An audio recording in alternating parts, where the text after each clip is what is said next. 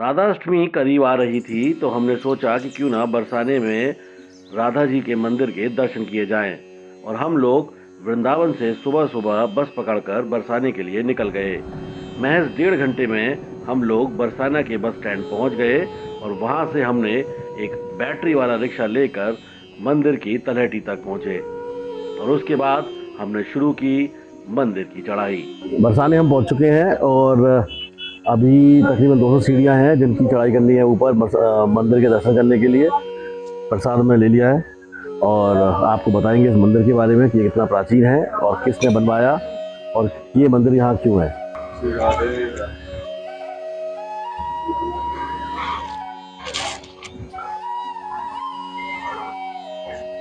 बरसाना का सबसे जो प्रसिद्ध मंदिर है राधा रानी का मंदिर, उसके टॉप पे हम तकरीबन पहुंच चुके हैं 200 सीढ़ियों की चढ़ाई करने के बाद। इस मंदिर के बारे में आपको बताना चाहूँगा थोड़ा सा कि ये मंदिर मुग़ल काल में बनाया हुआ था, तकरीबन 1675 AD में।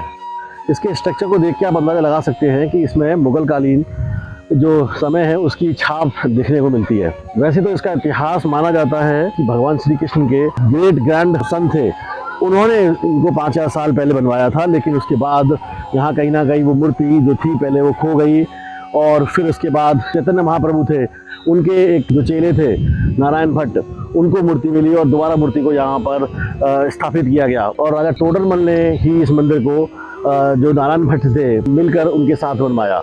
और आप देख सकते हैं कि ये मंदिर अपने आप में ही कितना पुराना है और कितनी ऊंचाई पे है। मैं आपको थोड़ा दिखाऊंगा आसपास कि हम कितनी ऊंचाई पर हैं। यहाँ पर तकरीबन 200 मीटर की ऊंचाई पर हम लोग हैं।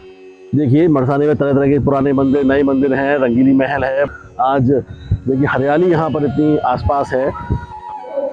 अब मंदिर में हम प्रवेश करने जा रहे हैं। यहाँ पर फोटोग्राफी तो प्रतिबंधित है, लेकिन लौट कर हम आपको बताएंगे कि कैसा हमारा अनुभव रहा। उससे पहले हमको दिखाएंगे बरसाना।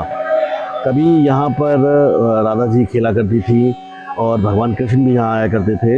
होली का जो पवित्र त्यौहार है, जो बरसाने की होली है, सबसे ज़्यादा प्रसिद्ध यहीं की मानी जाती है। लेकिन फिर भी ये कहेंगे कि मंदिर जो है, मंदिर ने अपनी जो पुरानी आत्मा है उसको अभी तक सजो कर रखा है। यहाँ के जो दर्शनार्थी हैं वो लगातार यहाँ आते हैं।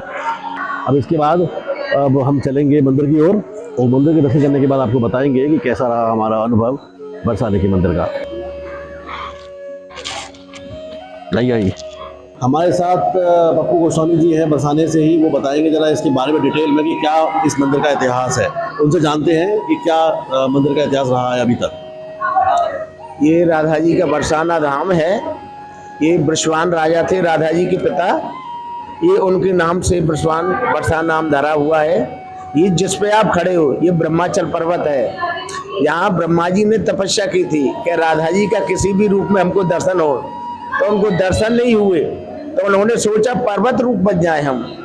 तो ब्रह्मा जी पर्वत रूप हो गए, तो लाडली जी कृपा हो गई उनकी। तो उसी ब्रह्माचल पर्वत पर राधा रानी आज विराजमान है, इतनी ऊंचाई पे आकर के जो है। तो हमारे ब्रजमंडल में 3 जो है पर्वत हैं। बरसाना में ब्रह्माचल, नंदगाम में जो है क्या है विष्णु स्वरूप है जो है क्या, और गोवर्धन में जो है क्या है नंदीश्वर जो है क्या है। ये सब पर्वत के रूप में जो है क्या निवास कर रहे हैं। हमारे यहाँ पर 3 देवता प्रागट हैं ब्रज के अंदर। बरसाना में राधा जी का प्रागट हुआ है और गोवर्धन में गिरिराज जी का और बांके बिहारी जी का वृंदावन में हुआ है। तो राधा जी का हमारे यहाँ 2 उत्सव विशेष मनाए जाते हैं। होली का श्रावण में और भादों में राधा जी का जन्म होता है। यहाँ विशेष भक्त लोग आते हैं, विशेष उत्सव होते हैं यहाँ पे। और ये ठाकुर जी का यहाँ पे बिहारी जी जो है क्या एक दिन झूला झूलते हैं, राधा जी हमारे यहाँ 13 दिन झूला झूलते हैं। तो ये था बरसाने का लाडली जी महाराज का मंदिर। यहाँ आपने देखा कि राधा मैया की मूर्ति लगी हुई है और जैसा महाराज जी ने बताया कि ये मंदिर ब्रह्मांचल जो पहाड़ी है उसके ऊपर बसा हुआ है और तकरीबन 200 सीढ़ियाँ चढ़ के आपको ऊपर आना होता है यहाँ आने के लिए। और मैं आपको कहूँगा कि यहाँ ज़रूर आए और यहाँ पर जो आध्यात्म की नदी है उसमें ज़रूर डुबकी लगाएं। हमें ज़रूर बताइएगा कि यह कहानी आपको कैसी लगी। हमारी स्टोरी को लाइक, कमेंट, शेयर कीजिएगा और चैनल को सब्सक्राइब कीजिएगा।